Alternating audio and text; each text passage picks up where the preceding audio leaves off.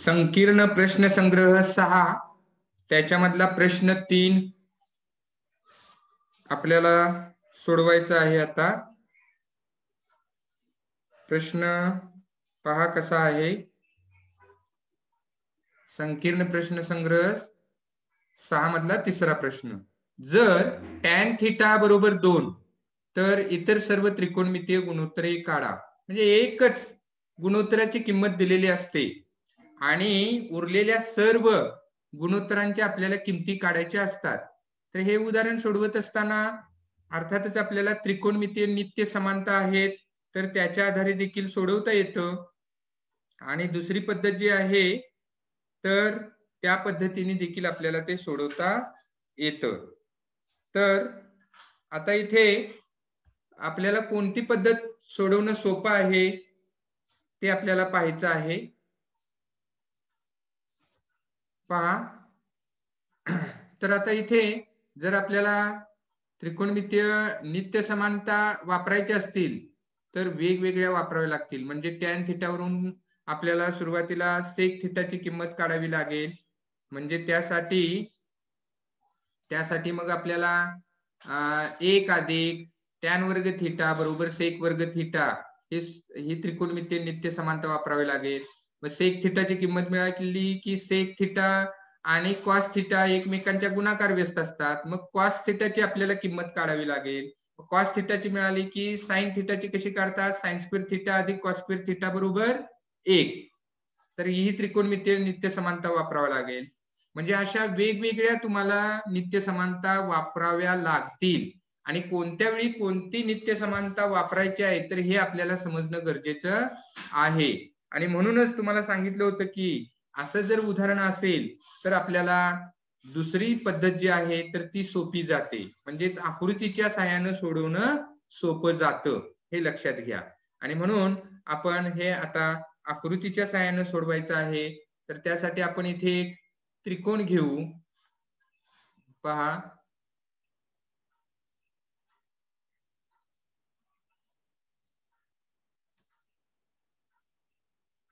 एक त्रिकोण घेतलेला आहे। असा त्रिकोण आपल्याला घ्यायचा आहे की त्याच्यामध्ये एक काटकोन आपल्याला घ्यायचा आहे आणि एक थीटा कोन घ्यायचा आहे। इथे पहा, आपण याला नाव देऊ ए बी आणि सी। तर याच्यामध्ये कोन बी 90 अंश मापाचा आहे आणि कोन सी थीटा आपण घेतला। ओके, मग आता हे आपल्याला लिहावं लागेल की आपण त्रिकोण कसा घेतला आहे तो। आणि म्हणून आपण इथे उत्तराची सुरुवात करताना सुरुवातीला इथे लिहायचं आहे त्रिकोण एबीसी, त्रिकोण एबीसी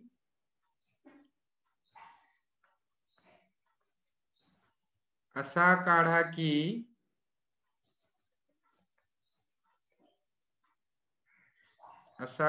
की तर याच्यामध्ये कोन बी बरोबर 90 अंश आहे, 90 अंश आला पाहिजे आणि कोन सी आपल्याला थीटा घ्यायचा आहे, कोन सी आपल्याला थीटा घ्यायचा आहे। ओके, आता या आकृतीच्या आधारे आपल्याला tan थीटा हे गुणोत्तर लिहिता येईल। म्हणून इथे लिहितोय मी, म्हणून tan थीटा बरोबर tan थीटा गुणोत्तर आपण कसं काढतो, सकलक सल म्हणतो। पहा, सल लक्षात ठेवण्यासाठी समोरची बाजू भागिले लगतची बाजू, हे लक्षात घ्या। फार तर तुमच्या माहितीसाठी मी इथे लिहितो, हे काय उत्तरामध्ये लिहायची गरज नाही, हे आपल्या माहितीसाठी आहे। स छेद ल म्हणजे समोरची बाजू भागिले लगतची बाजू। थीटाच्या समोरची बाजू पहा, इथे आहे ए बी, समोरची बाजू आहे ए बी आणि लगतची बाजू पहा इथे बीसी आहे, बीसी। याला आपण नंबर 1 देऊ। पहा, tan थीटा हे गुणोत्तर इथे आपण घेतलेलं आहे। ओके, हा, तर आता आपल्याला पुढे काय करायचंय पहा, तर आता दिलेलं गुणोत्तर लिहायचंय आपल्याला। इथे ऑलरेडी दिलेलं आहे tan थीटाची किंमत। tan थीटा बरोबर पहा tan थीटा बरोबर 2 दिलेलं आहे. 2 म्हणजे 2/1 अंश आणि छेद स्वरूपात लिहिलेलं आहे. आणि या विधानाला मी क्रमांक देतोय 2. आता विधान 1 आणि 2 वरून पहा. विधान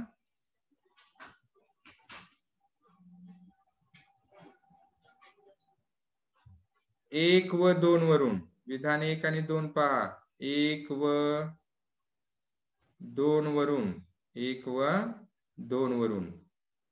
आता इथे जर तुम्ही पाहिलं तर डावी बाजू टॅन थिटा आहे पहा. डावी बाजू काय आहे? Tan theta. इथे पहा.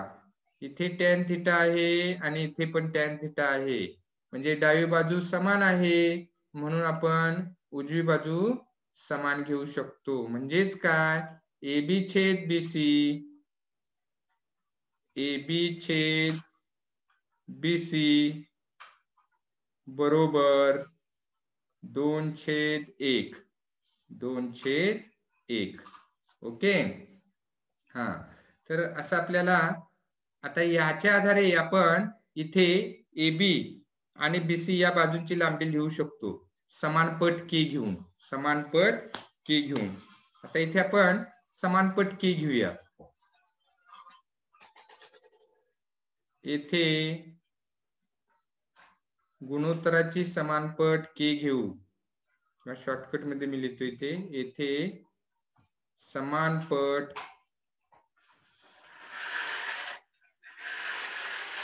के घेऊ. आता जर समानपट आपण के घेतली तर काय होईल पहा. समानपट जर के घेतली तर आपल्याला त्या बाजूंची लांबी लिहिता येतील. बाजूंची लांबी कशी लिहायची आहे पहा.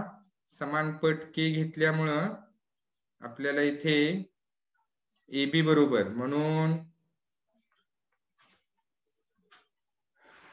AB बरोबर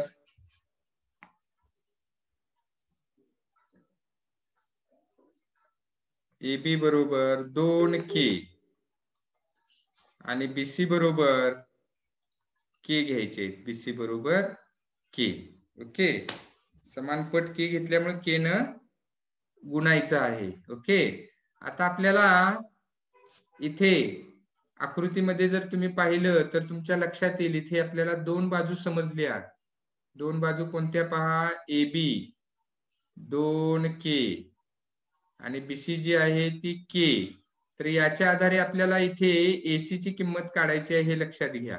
आणि म्हणून आपल्याला इथे पायथागोरसच्या प्रमेयाचा वापर करायचा आहे.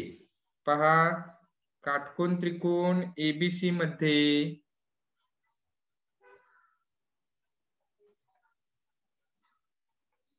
काटकोन त्रिकोण ABC मध्ये पायथागोरसच्या प्रमेयानुसार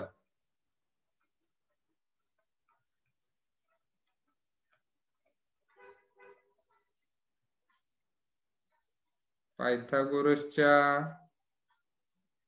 प्रमेयानुसार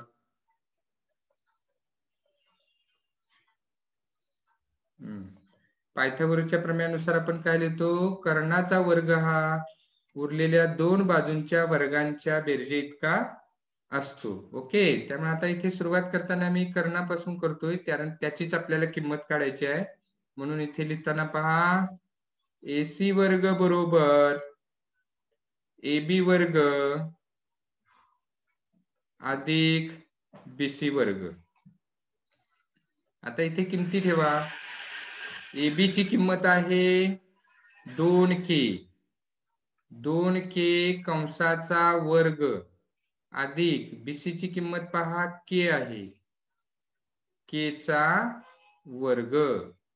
म्हणजे इथे पहा 2 चा वर्ग 4, K चा वर्ग K वर्ग, 4K वर्ग अधिक K चा वर्ग म्हणजे K वर्ग. आता यांची बेरीज पहा. 4K वर्ग आणि 1K वर्ग 5K वर्ग झाले. 5K वर्ग झाले. ओके. आता ही कोणाची किंमत मिळाली तर AC वर्गची. AC वर्ग बरोबर 5K वर्ग मिळाले. आणि म्हणून AC बरोबर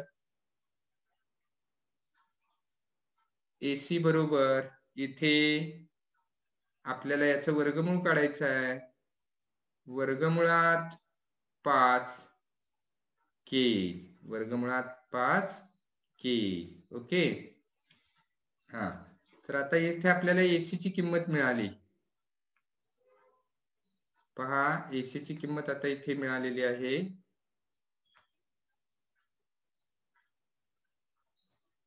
इथे AC ची किंमत किती मिळालेली आहे? वर्गमुळात 5k,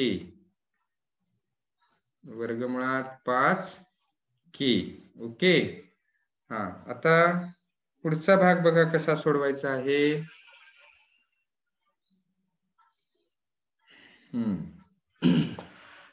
आता पुढचा भाग सोडवत असताना इथे आपल्याला काय करायचं आहे पहा. आता तिन्ही बाजू मिळालेल्या आहेत. आता आपलं काम उलट सोपं झालं. कसं सोपं झालं? तिन्ही बाजू मिळाल्यानंतर आपल्याला सगळी गुणोत्तर काढता येतात. त्रिकोणमितीय नित्य समीकरणे आहेत ती सर्वांच्या किमती आपल्याला काढता येतात. आता एक एक करून आपण प्रत्येकाची किंमत आपल्याला काढायची आहे. तर सुरुवातीला आपण साइन गुणोत्तराची किंमत काढू. साइन पहा, साइन थिटा बरोबर, म्हणून साइन थिटा बरोबर, साइन थिटा गुणोत्तर कसं काढतात आपण काय लक्षात ठेवायचं आहे? सख, समोरची बाजू भागिले कर्ण.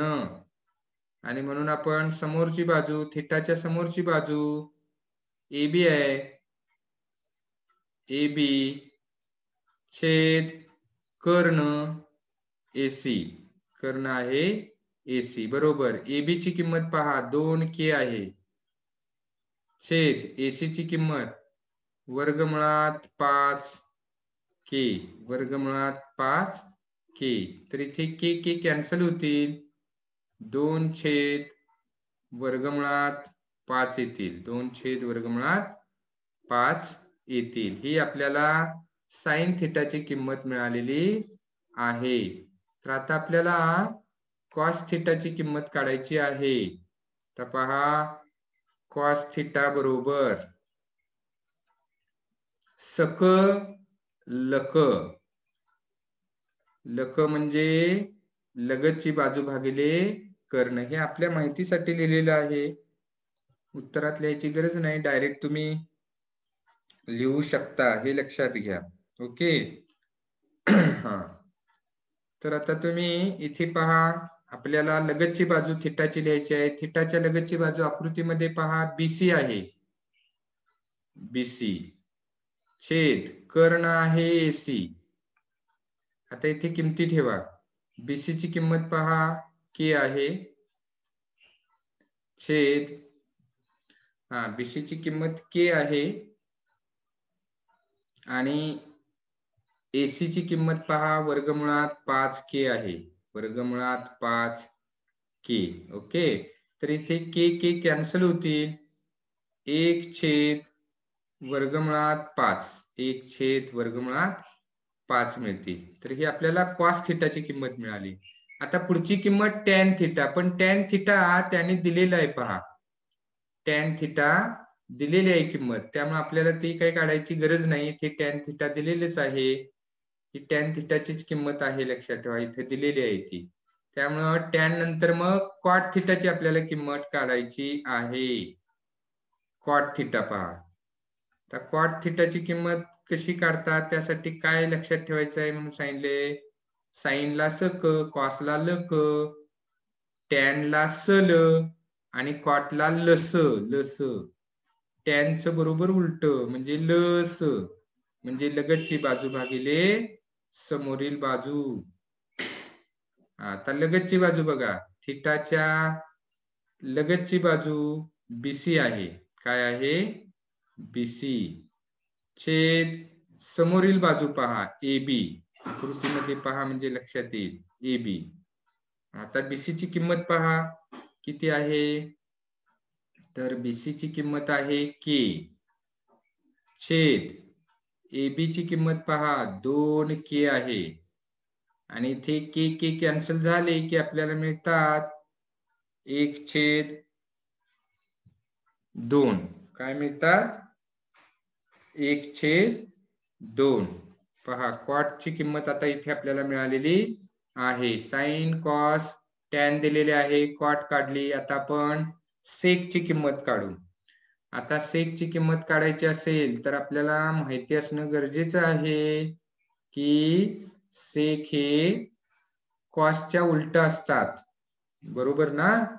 सेक थीटा तर हे कॉसच्या उलट असतात. कॉसच्या म्हणजे लक आहे तर इथे कल येणार, क ल. क म्हणजे कर्ण, कर्ण आहे एसी छेद ल म्हणजे लगतची बाजू बीसी, बरोबर. एसी पहा वर्गमुळात 5k छेद बीसी पहा के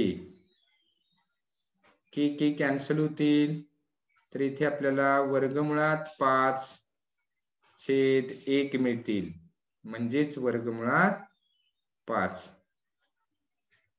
ओके, तर ही झाली सेक थिटाची किंमत. ओके, तर आता आपल्याला अजून कोणती राहिली? कोसेक थिटाची किंमत काढायची आहे. तर ही आता शेवटची असेल किंमत. Cosec theta. कोसेक थिटा हे साइनचं उलट असतं पहा, साइनचं उलट. सक आहे तर कस. काय येणार इथे? कस. कस म्हणजे कर्ण भागिले समोरील बाजू. कर्ण एसी आहे छेद समोरील बाजू पहा, आकृतीमध्ये पहा थिटाच्या समोरील बाजू AB आहे, AB. ओके, AC म्हणजे आपल्याला इथे कर्णाची लांबी लिहायची आहे. कर्णाची लांबी पहा वर्गमुळात 5k. कर्णाची लांबी वर्गमुळात 5k. आणि इथे AB ची लांबी पहा 2k आहे, 2k. आता इथे के कॅन्सल होतील, इथे आपल्याला मिळतील वर्गमुळात 5/2. वर्गमुळात 5/2. तर अशी आपल्याला इथे किंमत मिळेल. तर शेवटी आपल्याला उत्तर एकत्र लिहायची आहेत. शेवटी उत्तर लिहिताना ते आपल्याला एकत्र लिहायची आहेत, हे लक्षात घ्या. एकत्र करून लिहायची आहेत. उत्तर आपल्याला काय काय मिळालेत पहा, इथं आपण एकत्र करूया. उत्तर काय काय मिळालीत ते आपण आता एकत्र करूया. काय काय मिळालीत ते पहा. तर साइन थिटाची किंमत काय मिळाली पहा. साइन थिटा बरोबर 2/5. त्याच्यानंतर कॉस थिटा बरोबर 1/5. त्याच्यानंतर कॉट थिटा, टॅन थिटाची दिलेली आहे, त्यामुळे आपल्याला इथे कॉट थिटाची किंमत काढायची होती, तर ती आहे 1/2.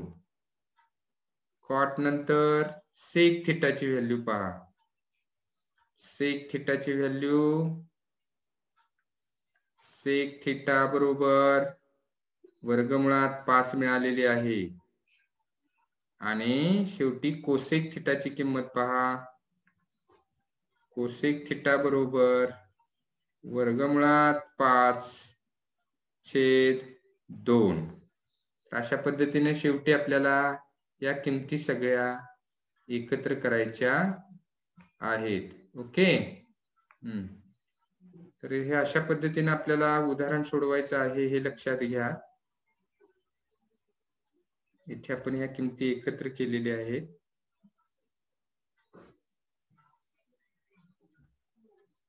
ठीक आहे, हे एक्झाम्पल आपल्याला अशा पद्धतीने सोडवायचं आहे.